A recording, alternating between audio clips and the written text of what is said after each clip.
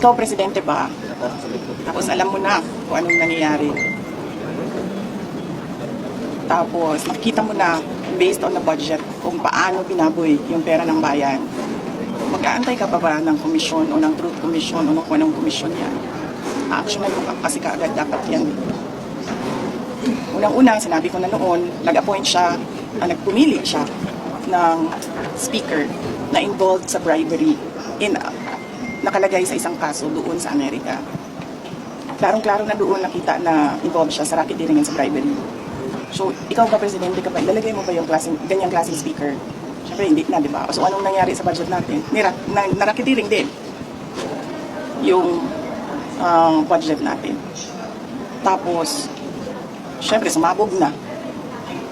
Hindi ako makapagsalita sa Department of Public Works and Highways, pero makapagsalita ako sa DepEd kung anong nangyari. At sinabi ko na sa inyo. Sinabihan na siya, alam niya. In a cabinet meeting, sinabi sa kanya kung anong nangyari sa Department of Education budget. And then, ang ginawa niya is nag-change the picture. So, ano pa bang komisyon, anong truth commission, anong investigative body pa ang kailangan mo? Nandyan na yung budget, nakikita natin kung paano siya kinuha. Diba dapat nun, direksyon mo na gawin, tanggalin mo na yung speaker mo, ayusin mo na yung, sabihan mo na yung mga kaalyado mo sa House of Representatives, ayusin niyo yung budget.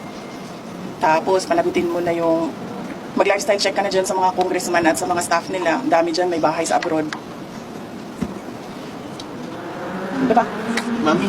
Masyado siyang, hindi niya alam kung anong gagawin at masyado siyang mabagal gumalaw. Nagmamadali ang Pilipinas eh. Pero alam niya lahat, ma'am. Alam nga nung bata na nakikinig lang, nanonood lang ng balita at nagbabasa lang ng budget.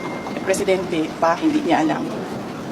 Pero ma'am, di ba too late na po ba yung ginawa ni BBM, and of course, dapat po ba talagang kasuhan na si Speaker and si Sandy ko sa mga ginawa niya? Actually, hindi na nga siya too late eh. Nothing na nga siya eh.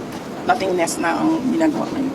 Ma'am, kaso, the Speaker was your campaign manager in 22. Were you not aware of these issues before?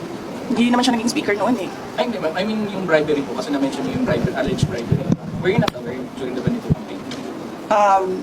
I do not remember the exact time kung kailan ko nalaman yung case doon sa United States kung saan nabanggit yung pangalan niya sa pagtatanggap ng bribery for the cases that were filed here in the Philippines. Pero hindi naman kasi ako ang pumipili ng speaker eh. Ang pumipili ng speaker ay ang presidente. At naging campaign manager lang naman siya by default eh kasi siya yung president ng partido ng Lakas. Any more questions? Po sa Senate, ma'am. Senate po, ma'am. Ano naman? Hindi naman tapos-tapos yan. Meron na namang Senate. Sabi ni SP kahapon, napakanalang daw ito ng minority. Kaya medyo nabito sa Senator Bato. Karoon talagang heated argument yesterday. Hindi ko rin sinusundan kung anong nangyayari sa Senate. Pero nandun ako bukas, sabihan niyo yung mga kaibigan niya sa Senate. Hindi for budgeteering. Meron lang akong bibisitahin na senador. Ay, hindi ko pala banggitin yun kasi baka tumagal ako doon, mamadali ako. May isa lang. Amy? Hindi si Senator Amy. Senator Amy, katext ko yan araw-araw. Hindi si Senator Robin, magkikita kami sa rally sa Japan. May rally kami doon. Ay, tuloy yun, ma'am, yung 20 21. Thank you.